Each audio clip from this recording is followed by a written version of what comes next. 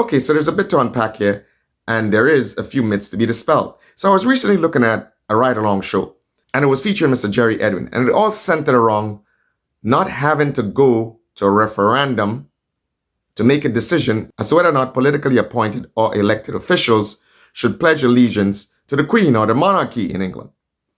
And Mr. Jerry Edwin was pretty much arguing, based on what he said he learned from constitutional scholar Dr. Francis Alexis, that, hey, look, you don't really have to go to the Grenadian people to make such a decision. You don't need to do it by referendum. The law is clear. And he was all excited about that. But I want you to understand, all of this is just smokes and mirrors. All of this is just a distraction. All of this is to divert your attention from what is taking place right now. Because there's a possibility of an impending economic crisis. But what is sad is that these people seem to be looking in the direction of socialist Marxists who have a horrible history of dealing with crises, as was shown from 79 to 83. They are looking to them to try to assist them or to give them some sort of advice in dealing with their current problems or impending crises. But as I said in previous videos, these are the last people that you should be looking to for advice. So a lot of this has nothing to do with some sort of care and concern for the Grenadian people and the pride of Grenadians, and oh, we should be really truly independent and we should not have to pledge allegiance to the monarchy. This is not what this is about. This is an attempt by socialist Marxist cadres, okay, to satisfy, to stroke their intellectual, petty bourgeois egos. This is really what this is about. Mr. Jerry Edwin and his socialist Marxist cadres pretty much just want to do this to satisfy their petty bourgeois intellectual egos. As usual, they are more concerned about themselves than they are about you. If Mr. Jerry Edwin believes that the Grenadian people at the forefront of their mind, that their major concern is some pledge of allegiance to the Queen or monarchy, then Mr. Jerry Edwin has deluded himself. Totally deluded himself. You know what Grenadians are concerned about? Economic issues, bread and butter issues, food on the table issues, housing issues, opportunity issues. That is what they're concerned about. And if Mr. Jerry Edwin is concerned about the collective mass of Grenadian people, then he should focus on something that is a little bit more substantive than some nonsensical pledge to the Queen or the monarchy. That is furthest from their mind right now. And quite what he may think, because they're masters of emotionally riling up the Grenadian people with sentimental stuff. But quite to the contrary, this right now is furthest from their minds. You know what is true independence? You know what is a hallmark of a truly independent nation, Mr. Edwin? If you're so concerned about us being so independent, guess what is the hallmark of a nation that is truly, truly independent? A vibrant economy, okay? A collective consciousness that allows the people to make decisions for themselves, that you would not have to come and convince them that this is the best thing for them. A collective consciousness of independence that would encourage them within their own selves to say, you know what, probably this is what we should do. That this is not something that you should try to force down their throats. You know what is another hallmark of an independent nation? Vibrant institutions of science, technology, law, medicine, economics. These things are hallmarks of independent nations. So probably your time and your energy and your effort will be better spent trying to promote these institutions, trying to solidify the things that drive nations forward, instead of some sentimental nonsense about pledges to the Queen.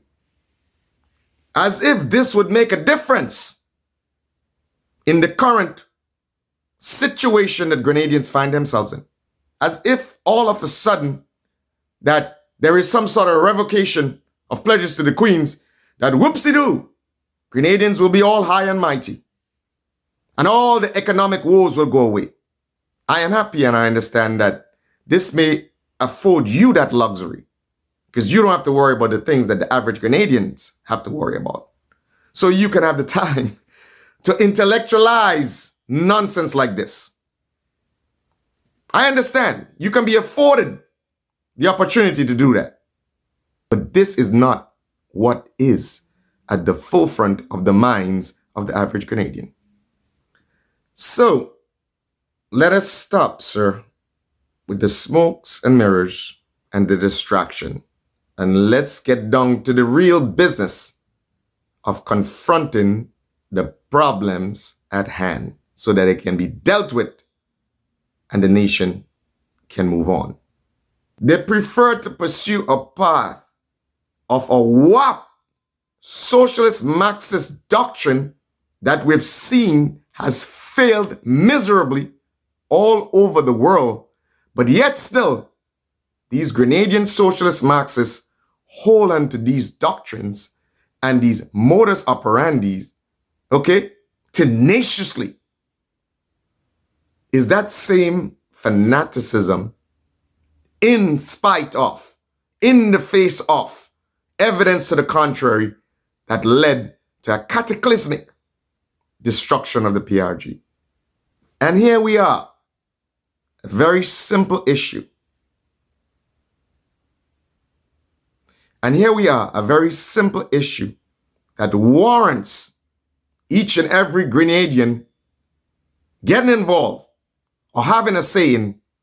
Here they are, trying to sneak and have a handful of people make decisions for us. And Mr. Jerry Edwin supposes he's all for it. And he was proud to say, oh, well, Dr. Francis Alexis, who's a constitutional scholar, said that we can do this without referendum. And of course, I understand Dr. Francis Alexis. I mean, he's an intellect, very brilliant mind. And he doesn't want to keep that rusty. So of course, he'd be more than happy to get involved with this. You know what I'm saying? To keep himself active and to keep himself, intellectually sharpened. But that is not the aim of these socialist Marxist cadres. That is not some, okay, let's have an intellectual discussion and, see where this goes. No, their aim is most sinister. This is, okay, let's see how far we can go and what we can achieve without going to the Grenadian people. This is what this is about. This is how these guys like to operate. And again, they're very, very cunning and very effective at using people who have some semblance of legitimacy. These are the people they usually put in the front to represent. So these are the people who are more accepting. So there they have it. They're using a Jerry Edwin as a front man to try to achieve their goals and objectives. Because that way they figure out, you know what? The Grenadian people will be unsuspecting. But I say to you, and I've said to you before, these people are the worst people to be looking for advice. They have a horrible history of dealing with crises. Instead of confronting the impending economic situation head on and dealing with the issue, they've resorted to distraction. They've resorted to diversion. So I say to you, my friends, do not allow smokes and mirrors, distractions, and diversions to throw you off the scent of exactly what is happening. I want you to utterly reject that idea that if each and every Grenadian hands is not in the making of this decision, then it's illegitimate. You have to demand that you are part and parcel of the process. And they're making excuses. Oh, well, we need 75% to get something done. So if these people, and there's a reason why it was set up like that, right? Because say what you want to say about the Brits, but they had a certain level of foresight. And in terms of administering things, they were pretty good at that. I mean, they didn't rule 400 million people by accident, right? They had to be shrewd about what they're doing. So there's a reason why they said 75% have to come together to make such a decision politically. There's a reason why. So the bottom line is this. All of this is just being done by a handful of people or being promoted by a handful of people to satisfy their intellectual, petty bourgeois egos. Do not be fooled. Utterly, utterly reject this. And if you're looking for advice as an administration, you know who the best advisors are? The Grenadian people themselves. These are the best advisors. A matter of fact, all those socialist Marxists who are so-called good advisors, guess what? It was the Grenadian people who advised themselves when they needed it most. When they were supposed to be true advisors, it was a dereliction of duty. Okay?